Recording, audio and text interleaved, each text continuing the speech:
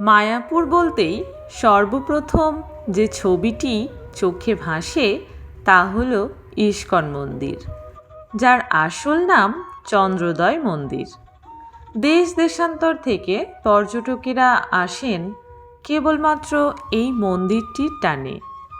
ভগবান শ্রীকৃষ্ণের সঙ্গে জড়িত নানান কাহিনী রয়েছে এই মায়াপুরে। কৃষ্ণ ভক্তদের কাছে মায়াপুর তাই অতি প্রিয় একটি স্থান।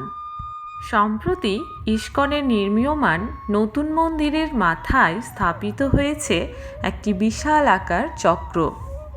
মায়াপুরে থাকার জন্য সবচেয়ে ভালো জায়গা তাদের নিজস্ব গেস্ট হাউসগুলো, যা অনলাইনেও বুক করা যায়। গেস্ট হাউসগুলোর নাম যথাক্রমে শঙ্খ ভবন, বংশী ভবন, ঈশ্বরদ্যান ভবন, গীতা ভবন ও গদা ভবন। বিভিন্ন মানের ও দামের ঘর আছে। এর মধ্যে মন্দিরের সবচেয়ে কাছে রয়েছে শঙ্খ ভবন। এর বারান্দা থেকে সন্ধ্যারতিও দেখা যায়।